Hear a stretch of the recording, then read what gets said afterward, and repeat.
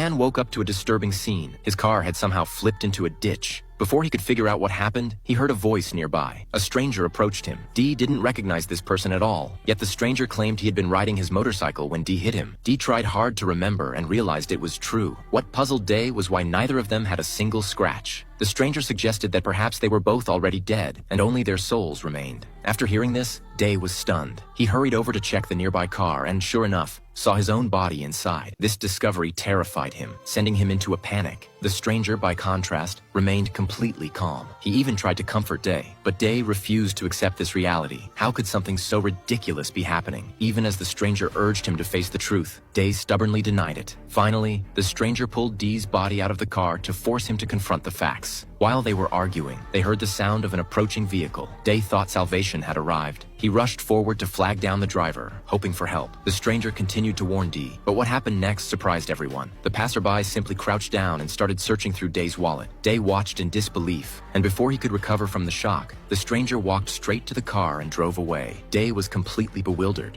Then it began to snow heavily. According to legend, falling snow symbolizes the journey to heaven. Day believed he was about to ascend to paradise, but the stranger questioned whether Day had ever committed any evil deeds. Thinking back, Dee remembered that he had strangled his wife to death. The stranger concluded that with blood on his hands, Day was probably heading to hell. Just then, a loud cracking sound erupted. Neither knew what was happening. They turned around to discover a white door had appeared before them. Before they could react, a red door materialized behind them. This confused them both. Two doors appearing simultaneously? Perhaps they were destined for different places. Dee immediately panicked and began desperately confessing to the air. The stranger mockingly laughed, certain that Dee was the one bound for hell. He confidently walked toward the white door. Dee snapped back to reality and shoved the stranger aside, attempting to go through first. Surprisingly, nothing happened when he tried to enter. The stranger burst into laughter. Clearly, not everyone could enter heaven. Smugly, the stranger stepped forward, but to his shock, nothing happened for him either. He turned back and tried again, this time running toward the door, but still with no success. Now the stranger was thoroughly confused. Day quickly tried to comfort him, urging him to accept reality. Just then, they heard a sound behind them. A little girl suddenly appeared and immediately recognized her killer. It turned out that before being hit by Dio, the stranger had also hit someone. This very girl. Day finally understood why the stranger couldn't pass through heaven's door either.